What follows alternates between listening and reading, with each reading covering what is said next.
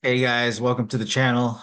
Today I'm going to be doing a video on Index Universal Life, IUL, and really just on the huge opportunity that's out there today.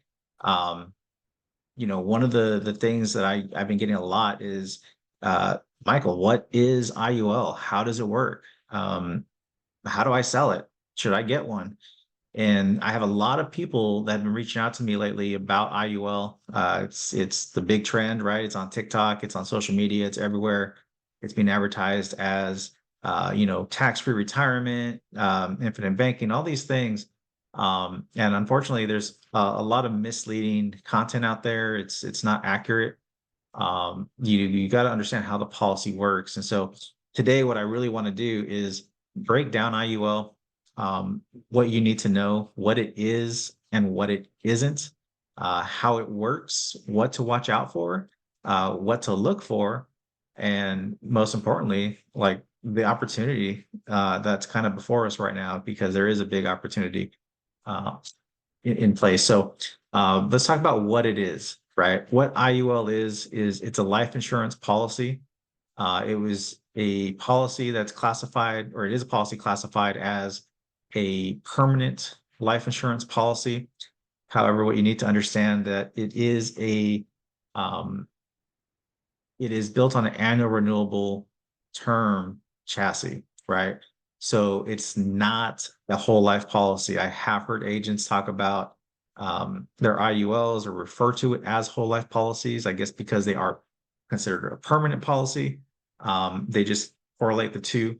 But the reality is they are not a whole life policy. They do not have the same guarantees as a whole life policy. They are not credited the same way. Um, the IULs are not risk-free either, right? So the insurance companies shifted, a lot of them, not all of them, but a lot of them shifted from whole life, and they shifted to IUL because the IUL is a way for them to transfer risk back to the consumer, right? Contractually, because it doesn't have the same guarantees as whole life. In fact, I had a buddy who asked the actuary, why have we shifted from, we were traditionally a whole life company, used to work for one of the big companies out there. But he said, why did we go from whole life to IUL? And he was told, well, because we need to transfer the risk back to the consumer, because we have so much commitment in the whole life and so much guarantees that, through this low interest rate environment, we need to find ways to protect ourselves. And that's really what it came down to. So IUL was a way for them to take the risk off themselves, and contractually, that policy is not guaranteed to be there when you pass, right? And I think that's something that needs to be taught, because these things, if you do have one, it does need to be managed, right? You need to pay attention to the cash value and the cost of insurance. And these are moving parts and levers within the policy that the insurance company holds the controls to. And so you have to know how to manage the risk, right? So it's not risk free, and it's not whole life. The last thing it's not a retirement vehicle. It is a life insurance policy. It actually, my opinion, makes for a really horrible retirement vehicle when you understand the risk associated with the IUL. I know a lot of people talk about how it's tax free, but it's only tax free if you die or you make it to age 75 in most cases.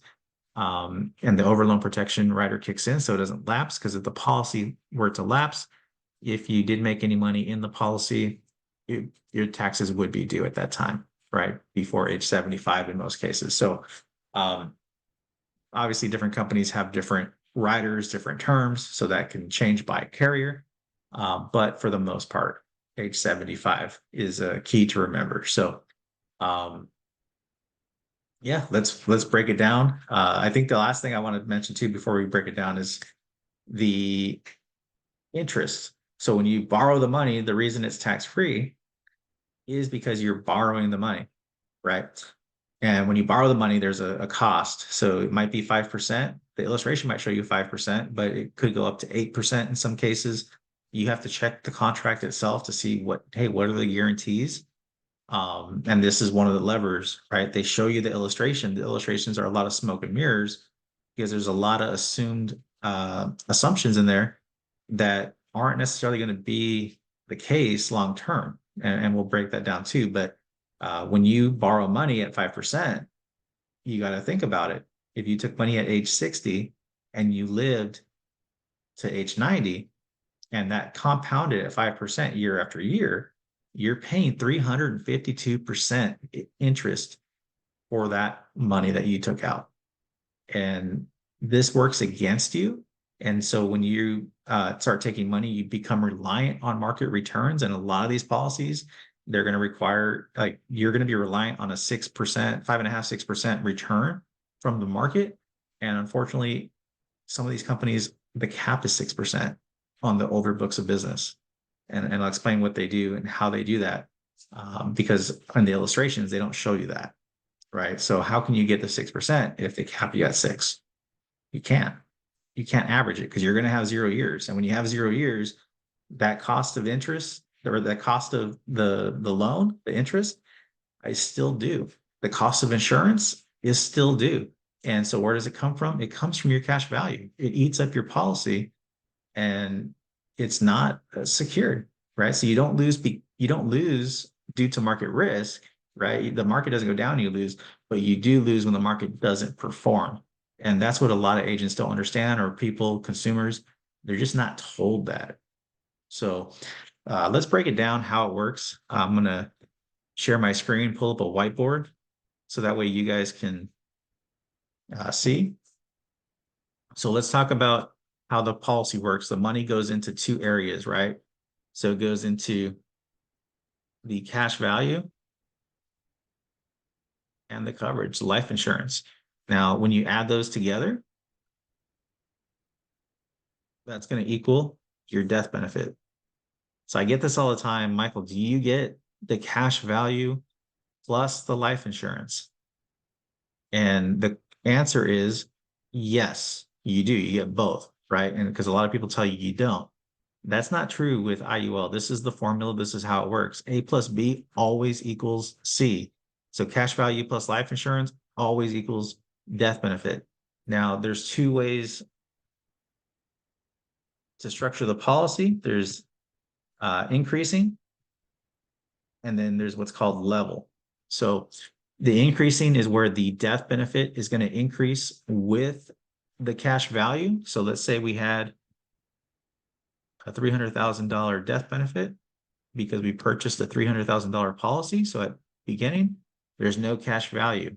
But as you start to make your premiums, let's say you've had it for quite a few years and now you're at 100,000 and you still have the 300,000 in coverage. Well, this means your death benefit is now $400,000. I like to kind of call this one level because this is still level over here, right? This is level. And that's the amount of coverage. That's what you're paying for. That's where the cost of insurance comes from. But your death benefit is increasing at the same rate that your cash value is increasing. Now, on a level policy, I kind of refer to this one as decreasing because if you have the same 100K, the death benefit stays level. So it's $300,000 on the death benefit. So if A plus B equals C always, then what do we know had to happen? We had to lower the coverage. We had to lower the net amount at risk because the net amount at risk is what you're paying for, right? So this is one of the ways we manage the policy because when you are increasing, if we never switch this to level, we never change it, you're always paying for the 300,000. And remember, this is an annual renewable term. So what that means is the cost of that insurance is going to go up every single year because every single year you get a year older and it's based off your current age. I don't know if you've ever run any numbers for insurance for an 80-year-old, but they become astronomical. I want you to imagine an 80-year-old applying for $300,000 of coverage and how much that would be, right? And that's, I'm going to pull up right here, example This is from a policy client that I met. She had a policy from Protective. And this is what that cost of insurance looks like. So at age 59, 27 cents per thousand. So in our example, if we had $300,000 in coverage, that's 300 thousands. We can multiply that 300 by the 27 cents. And that's the monthly, this is not yearly, monthly cost of insurance, right? That's the rates. Now they could go, this is the guaranteed maximum. If we look at age 81, it's $2.98. So now we're more than 10 times the original cost of insurance, right? At 85, $5.10. We're almost doubling that. So you can see how much this cost of insurance is increasing. So this is one of those things that you have to battle in the policy. This is the net amount at risk. And you have to understand this is going to eat up your cash value, especially if the policy is not managed properly. Now, can we get rid of all the net amount at risk? No, we can't. And that's one of the big problems is you can never pay up your IUL, right? It's always going to have some coverage. It's always going to have this cost in there. It's just going to depend on different carriers. It's how much. So one of the things I look for, if I were to sell an IUL, I would be looking at the cost of insurance, right? Is it expensive? Does the policy lapse at a low interest rate? And we'll get into that in a second, but that's a big deal. So back to our whiteboard. That's how this policy works. So remember, you're always paying for the net amount at risk, the life insurance. So this is going down. So one of the ways to combat that rising cost is to decrease the coverage. So that's how the policy works. So when you make your premiums,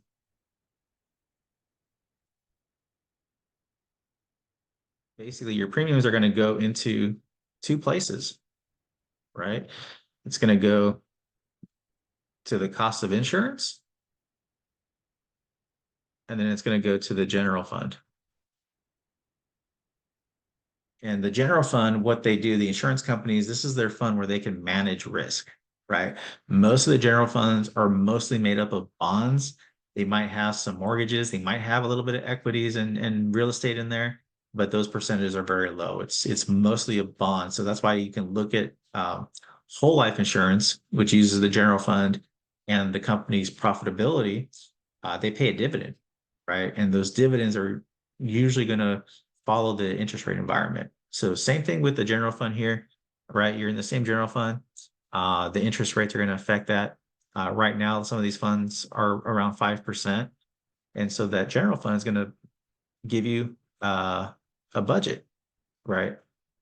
And it's going to create an options budget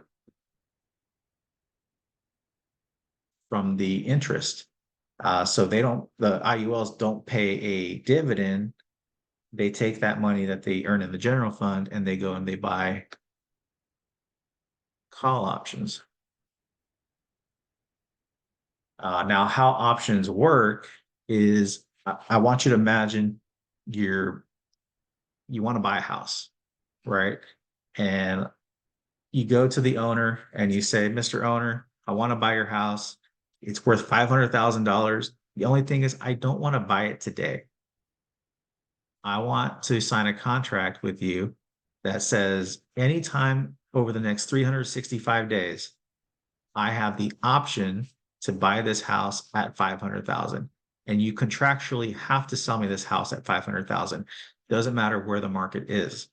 So if the market goes down, and let's say that house costs 400,000, well, why would I exercise my option to buy at 500 when it's now only worth 400,000? I wouldn't do that. So the contract, in a sense, becomes worthless, right? And the owner of the home gets to keep the premium I paid him for that contract. That's the options budget, right? So the same thing with the index. If the index goes down, well, you're not going to exercise and buy the index when you can buy it at a lower cost. So your contract, you paid a premium for it, which came out of the options budget, is gone. Now, the reason we didn't lose any money is because remember, the general fund money is still there, right? The options budget was created from the general fund interest. And so we really just lost the interest. We got a zero for that year. Now, if the market of the house went up, let's say the house was now worth 600,000.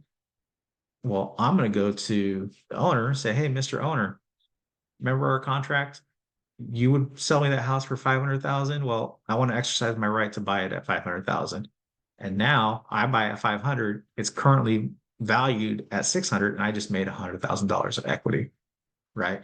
And so the same thing happens in the market. If the index goes up in the call option, well, you exercise your option to buy at the lower rate, and you get to make that difference, right? So that's how these companies are able to say there's no market risk, because you're never going to lose money in the market, right? And that's important to understand. Like I said, you're not going to lose money in the market, but you can lose money due to lack of market credits or interest credits, right? So you can lose because the cost in the policy becomes more and more. So that's something to be important. It's important to understand when you're doing this. So what does IUL work for? It works for legacy. It's a legacy play. It's a life insurance play. If you want to leave a death benefit, you can do so. You might have some living benefits attached. It could be a option, right? But like I said, it's not a retirement vehicle. It's not whole life. It's not necessarily risk-free, but it can be managed properly. It could be a life insurance policy. You get to leave a permanent death benefit. You leave money behind. There is cash value, so you can access it. You can leverage it. You just don't want to over leverage it because when you become over leveraged, you induce a lot of risk, a lot of extra cost. And then when the market can't keep up or the cap rates are too low, your policy is going to lapse. So it's just important to understand what it is. It's a legacy play. This is how it works. Your options budget, your call options, that's how they earn you credits. And those are just two of the variables in the policy. So if we were to start to list off the variables in the policy, well, you have your general fund performance. I'm going to slide that in here. We have the options budget, which comes from that performance, right? We have call option cost, right? So this is important too. The options are going to cost more when there's more volatility, right? Because options are a form of insurance. If the market goes down, market goes up, you're leveraging the contract. So there's a cost to it. Now, the more volatile the market is, the more you can make in the market. However, the more you can make, the more the options cost because there's more demand. And so some of these companies offer what's called low volatility proprietary indexes. Problem is they don't perform very well, right? And I have a whole graph. I'm going to do another video on how these perform because most of them perform on average 2 to 4%, yet they can illustrate at 11% or tell you they got 11% historically, when the reality is the index itself was created last year. In fact, let me show you this real quick.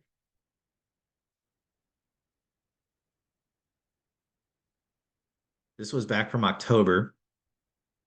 So I do need to get a new updated sheet.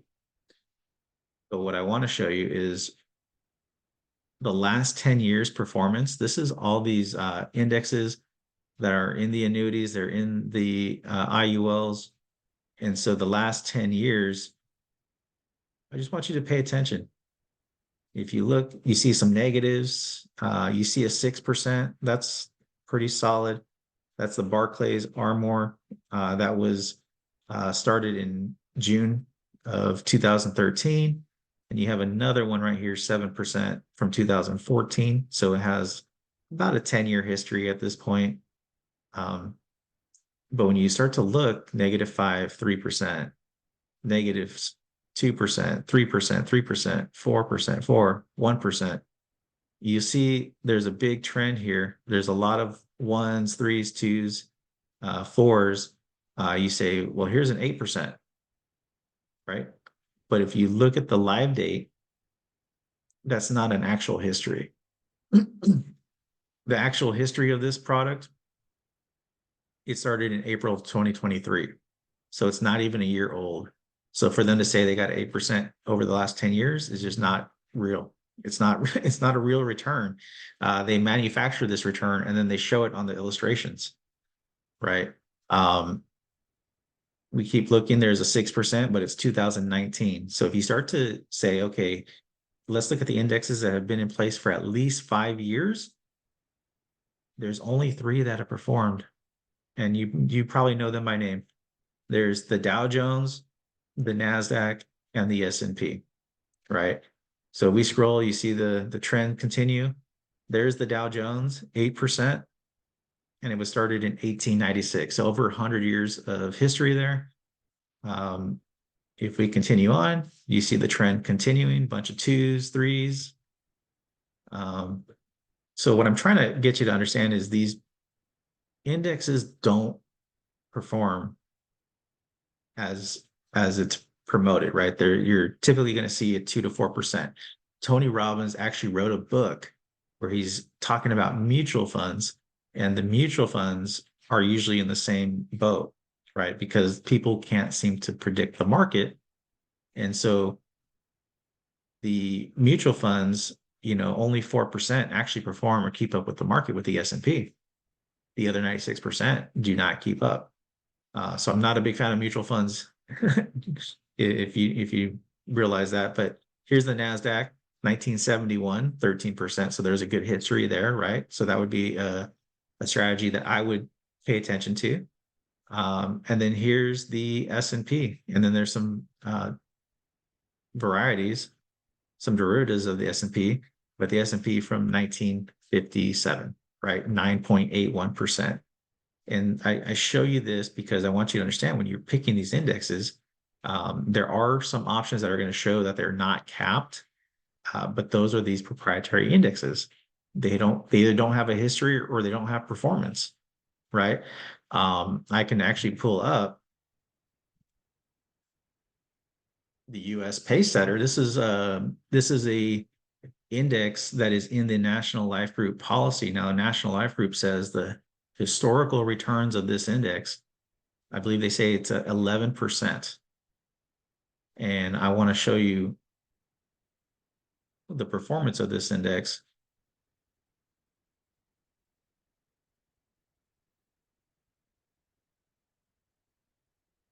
Taking its sweet time, but the performance of this index, feel free to look it up yourself. Just go to Google, type in US Paysetter. You'll find this uspaysetter.com. And historically, this is in the negative. It's in the red. This has not had a positive return. Here we go. So our video loaded, our website loaded. You see the inception date. That's when the policies or the index started. And so you see where it was when it started and you see where it is today, right? So it's had a negative return lifetime. And so that's why I say these illustrations can be extremely misleading. You have to be able to kind of see through the smoke and mirrors. The best way to do that is to just look at the S&P. The S&P is, it's tried and true. We know that, hey, this has some historical backing behind it. Now we can get into another video on how that's performed over the years, but okay, it's over 60 years and you have that over 8% return. So, and by the way, all these indexes, F&G has, their pace setter has an index. And I know for a fact that the Trailblazer, has had 3 good years and 3 bad years, right? Like it hasn't had the greatest performance, but that's how these proprietary indexes are designed. They're designed to reduce volatility so the insurance company can control the options cost. The problem with that is if there's no demand, there's no volatility. That's where the money's made. Like the index has to move for you to make some good money. It doesn't mean you can't get lucky. I will say that. It doesn't mean you can't get lucky. It doesn't mean it, people have not hit it big, but it's kind of like playing the lottery. Like you can't count on it. You got to look at the historicals and say, okay, what can I count on? So back to the variables here, you have the options cost. Then you have the fact that it's based on the market. We can't predict the market, right? So that's another variable. Then we go into the levers of the insurance company. So the insurance company can control how much you get. And what do? They control that through cap rates. So most of the S&Ps indexes, they have the cap rate. Typically, you're going to see like on illustrations about 9-10% right now. There are some companies, and this is one of the things you got to watch out for. There's some companies that will show you 12%, but what you don't realize is their clients that are, that have been with them 5 years, 10 years, they have a different cap rate. What they do is they block their business and they say, okay, we can take our budget and put it towards our new business to inflate our illustrations and make them look really good. In fact, I know F&G shows a 7% illustration, over 7%. And meanwhile, their clients that have been there long term, or not long term, but closer to 10 years, some of them have a 6% cap. If you have a 6% cap, how could you even average 6? Because you're going to have some down years too, right? So it's impossible for them to get 7. And so that's why I say these illustrations are smoke and mirrors. So you have to be able to work through that and see through what's going on. Me personally, I wouldn't do business with a company that is, using this kind of strategy where they inflate the new business illustrations at the cost of the older clients, because that just shows me the character of that company. I don't believe in that. I would want to make sure that if I were to buy one of these policies, it would be with a company that does not block their insurance and have different rates for different people based on how long they've been there. So cap rates, you got your participation rates.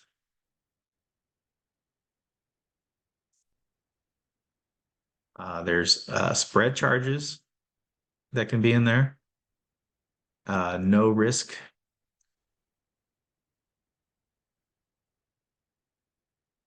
fees can be associated with the index. You got the cost of insurance, and then you have loan cost. So all these are variables in your policy that are going to determine the performance that you don't have control over. So obviously up to about here, that's just the market. That's business. But anything below that line, the cap rates, the cost of insurance, the loan, the spreads, those are all levers the insurance company put in place. So that way they can manage the policy, manage their own risk. And this is why you end up taking the risk, right? Because once again, if you're borrowing from your policy and the loans are at 5%, and then you have the cost of insurance on top of that, but they lower your cap rate to 3%, which they can contractually do, well, you're basically doomed, right? And you have to have an exit strategy out of these plans. So what to watch out for? Cost of insurance, I think, is a big one that you got to watch out for. How bad does it get on the back end, especially because the cost of insurance is going to go up every year. You got to watch out for these levers, right? How low? And the reality is all these policies have these levers, right? All these policies, it might show you 9%, but they're going to only guarantee a 3% cap, right? And that's just the way it is. So you got to pay attention. You got to understand that. You also got to watch out for companies that block their business. Like I said, companies like F&G, they might show 12% on their illustration and illustrate at 7% average. Meanwhile, their older clients are getting less than 7% cap. So it's not going to perform as illustrated. And that's one of the few guarantees of Index Universal Life, is that it's not going to perform as illustrated. right? We just went through the longest bull run in US history. And if my buddy has a challenge, show me a policy at least 10 years old that has performed as illustrated. There might be a few out there, but for the most part, 99% of these policies have not performed as illustrated. It's just, and nobody's won the challenge either. So just to give you an idea, right? If you do have a policy, I do want to say, bring it to me, show me. I want to do it. You can win some money from the challenge, and you can get some airtime if you're trying to promote yourself too. So if you do, bring it to me. Show me the policy. I'd be happy to look at it.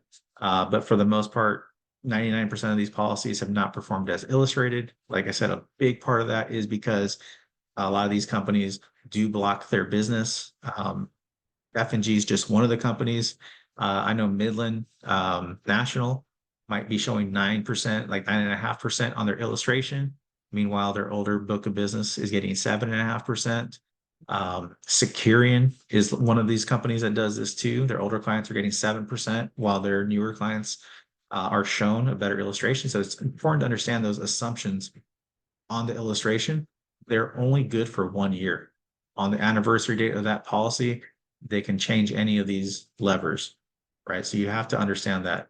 And then the other thing you got to watch out for is over leveraging. So you have a lot of people marketing these as retirement vehicles. And when you take that stream of income, like I said, you're introducing more risk to the policy. You're introducing a cost to the policy that is going to get covered when the index performs on those years. But when the index doesn't perform, it comes right out of your cash value.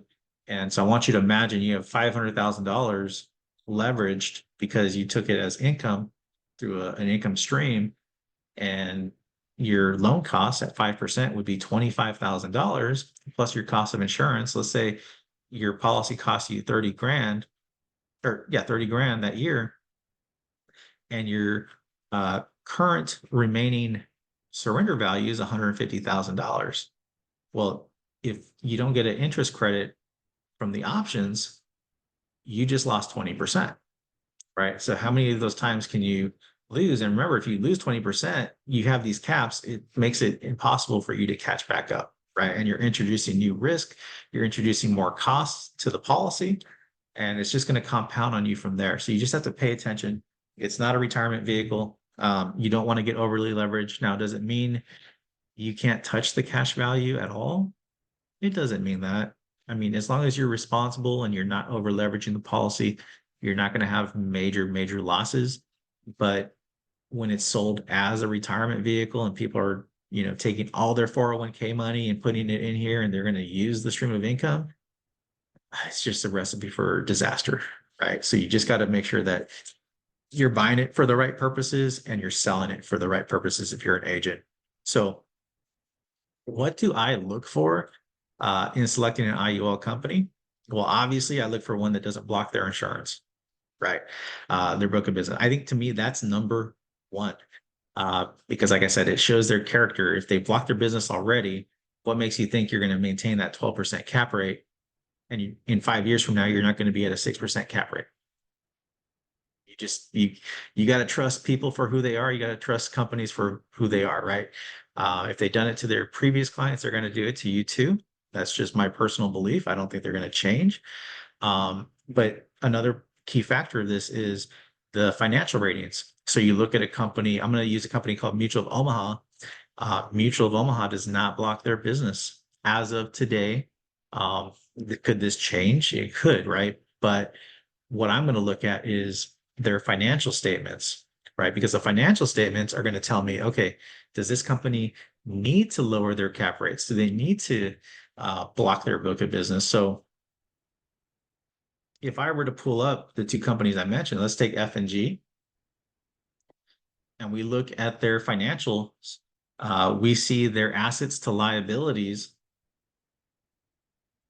$40,000, or sorry, $40 billion in assets, 40.2 billion, 40.4 billion in liabilities. So their asset to liability ratio is on the wrong side of one. right? You should have more assets than liabilities. So if you're going to put your money with a company that they pull all the levers, those levers are there to protect them, not you. Well, would you want to make sure that they're in a good financial spot so they don't need the protection? They don't need to pull the levers? Um, Absolutely. Right. So this is a big deal. This company is on the wrong side of one on their assets to liability ratio. You want to look for a company that has more assets to liability. Um, so if you were to pull a Mutual of Omaha and look at these numbers, 10 billion in assets, 10.1, and 6.1 billion in liabilities. So their asset to liability ratio is 165%, which is excellent, right? This company, they haven't blocked their book of business as of today. Um, and their financials are in a great place where they probably won't need to, at least not soon. Um, and then, when it comes to the cap rates and the levers, they're not in a position where they have to pull those levers, right? Because ultimately those levers hurt you when they reduce cap rates or increase costs. So you have to pay attention to the financials. I think this is one area where I don't think most agents don't even look at this. But when you understand the levers and the risk, you have to put your money with the company that's in a good financial position, right? You have to pay attention to this. I don't think you can, uh, yeah, I would feel comfortable with this. With F&G, I would not feel comfortable putting my money there. It just, to me, it doesn't make a lot of sense, right? The next thing I'm going to look for in an IUL, like if I were to sell one, I like Mutual of Omaha is contractual guarantees. So um, I told you the levers are there, right? So we need to have a backup plan. We need to have an exit strategy. Um, and so one of the guarantees I look for, there's riders like overloan protections, but those don't typically kick in until age 75. There are a couple companies that, will start at 65, so that's a good guarantee. There are some guarantees out there that you have to understand are not real guarantees, like Midland or North American will offer you, they'll tell you, like I said, it's a legacy play. So you have to understand if you're doing it for the right reasons, it is guaranteed. It's kind of like a GUL, which is a guaranteed universal life, which I'm a much bigger fan of. Um, but if you have that contractual guarantee that if you make your premiums and you don't borrow from it, your death benefit is guaranteed, even if the market doesn't perform and your cash value runs out. You're still leaving the money behind, right? So that's okay. But you have to understand that those guarantees go away once you start borrowing from the policy and leveraging it, right? They're not going to stay intact. So you have to understand you got to be using it for the right reasons once again. Um, so Mutual of Omaha, they have a guarantee return of premium years 21 through 25 in their income advantage policy. So I'm going to pull this up.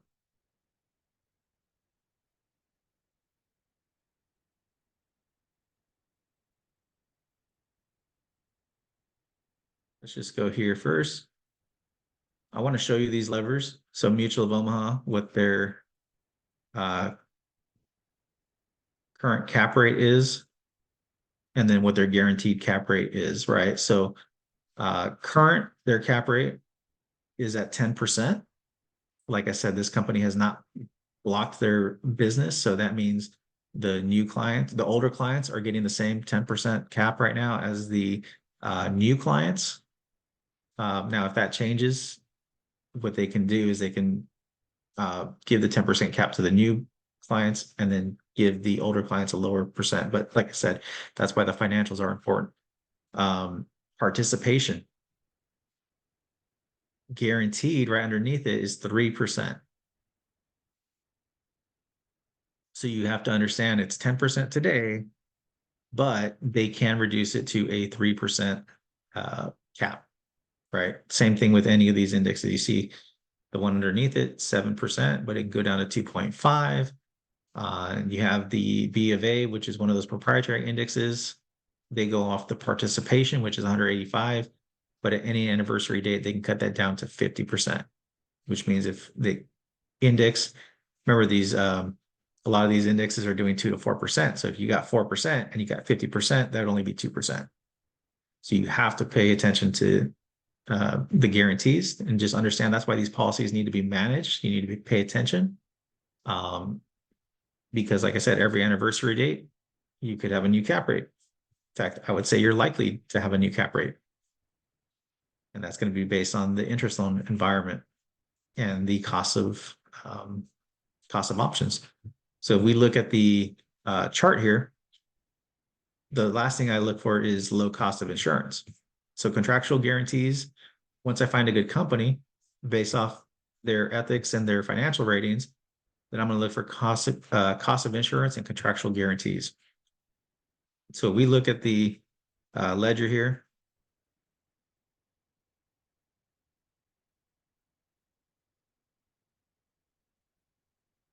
I'm going to show you the contractual guarantee I like. This one has a return of premium. So we look here at year one. If we go down to, actually this one,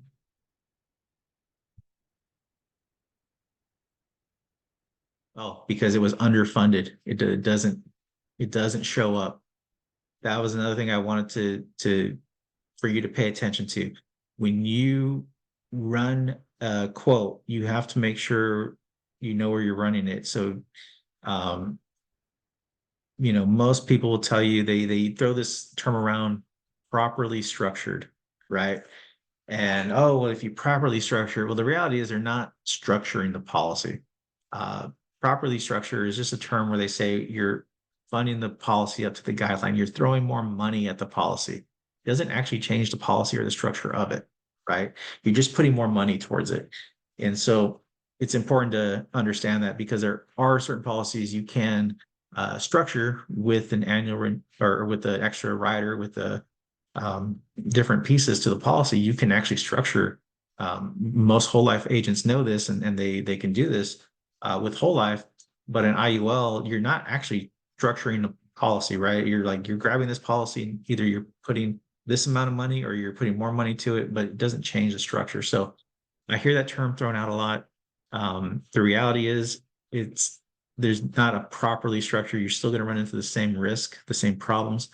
So what you got to pay attention to is the funding. So the one thing I don't like about Mutual of Omaha is when you quote through the app on the phone or when you run an illustration, it doesn't even give you a target premium. It gives you a lower premium. So $101 for 100 grand here. This is for a 45-year-old male. And the way they run it is they want to make sure that this column on the right side doesn't run out. Right now, you can see it doesn't. But if you look at the other two columns, they ran out. There's no numbers there. And so this column over here is assuming a 6.28 interest rate. Now, like I said, we know the caps have changed. If we look historically, the caps have gone down. They used to be 16% 10 years ago, right? Now they're at 10%. Some companies are at 9%. Some companies are lower on their older blocks of business. And so if interest rates go down, we got to be prepared for all these variables, right? So what I would tell you is if you're looking at a policy for an IUL, you want to run it at the middle rate here at the 3.5%. And if you like the middle column, then the policy would be okay, right? The middle column works, then it might be a solid policy. So if we look at the middle column here at the 3.5%, well, we get into our 80s, and at 84, the policy lapsed, it ran out. So if the client lived to 85 in this scenario, they wouldn't leave any money behind. They would have put all the money in, but there would be nothing left behind, right? The policy would have lapsed. Now, luckily, they don't have any taxes or anything. The policy is just gone. The money's gone. If you look at the guaranteed side, obviously, if there was no interest credits in the first 4 years, this policy would lapse almost instantly. So if you got in at the wrong time, and now you can say we've never had 4 years with the down market. And I would say this, if the guaranteed rate ever happened, we'd have other problems that this would be the last of our worries, right? Basically, the guaranteed side says the market would have to be even or lose year after year after year, every single year. That's the guaranteed side. So that's not really going to happen. That's not realistic either. Just like the other side, I don't think is very realistic. The middle column is where you want to look, right? So in this case, this one runs out at age 84. Now, if we were to go to the target, if we were to put a little bit more money into the policy, you see here 155 for the same death benefit, and you start to look at the accumulation in the middle column. Well, this looks a lot better, right? So you got to pay attention because unfortunately, the quote tools will show you the lower premium, but you see what happens with the lower premium, right? The policy is not great. If we look here at 3.5%, this policy stays intact, right? In fact, if the client died at 90, they would leave a little extra over the 100,000. They'd leave $140,000. So this policy is pretty solid at the 3.5%. So that's something to pay attention to. The other thing that happens is now that they're funding at the target premium, you have contractual guarantees, right? Right here it says guaranteed refund benefit or refund option benefit. So basically, if you're looking at your policy and you're saying, hey, Michael, I know we need to manage the net amount at risk, but my policy has underperformed. Maybe the cap rates did change, right? Maybe the market didn't perform. And so you got a lower value. Maybe there's only 20,000 in your cash value, right? Maybe it is closer to this guaranteed number. Maybe let's call it 25,000. Maybe we didn't have very good 20 years. You are contractually guaranteed to get every dollar premium back, right? Year 21 through 25, you have this option. So you can see in year 25, for example, the client can take back $46,650 and just surrender the policy, right? So that's important to me because I understand the risk on the back end. I understand we got to manage these costs. So you always want to have a potential exit strategy. You got to have a plan to get out if you need to, right? You got to be able to maneuver. So this is a way to give that to be able to maneuver out if the policy doesn't perform, whether it's the market or it's one of the levers that the insurance company pulled. You got to have these things, these in the contract. So I hope this helps understand like what I look for in an IUL for it to make sense. Like I said, it's not a retirement vehicle. It's not a infinite bank, but it is a great legacy play. It can be. You just have to understand you still got to manage the policy. So if you're a client, you got to be paying attention to the annual statements. Talk to your agent, talk to your advisor. If you're an agent, you need to make sure if you sell one of these, you're reaching back out to your client every single year because you got to pay attention to what's going on with the policy. You got to pay attention if the cap rates change or if maybe they're not on track to eliminate that net amount of risk. What's the next option, right? What do we do? And I know there's some good advisors out there that at a high level, they manage annually and they know how to maneuver in and out. They're not selling this as a retirement vehicle, so they're using it for the right purposes.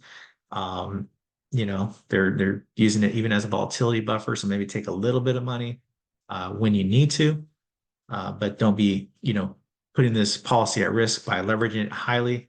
But what I will say is this: there is a massive, massive, massive opportunity right now for agents because of all the misinformation out there, because of all the hype. For example, on TikTok, you see tax-free retirement, you see um, there's no risk. It's gonna beef up your retirement income. Like these things aren't true. And so as agents, when we come across people, we can either get them in a better IUL, because remember, you might find IULs that are with companies that are not strong, right? And that do block their business. And um, even if they still want an IUL when they're educated, you can at least move them to a better IUL, right? At least put them in a better product that are with a company that has better ethics and better financials, so those levers don't get pulled on them.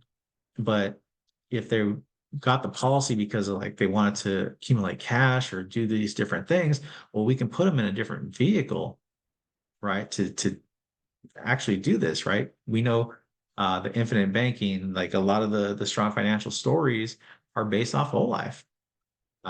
Like Walt Disney taking money out of his policy, right? Banks own life insurance, bank own life insurance. Like these things are real.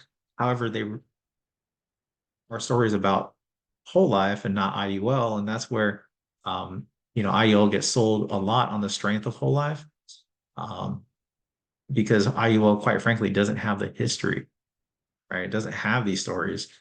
And so it's just number one, the product hasn't been around as long. And number two, the first version of it, which was just universal life without the index or the option strategy attached, uh, didn't do all that great.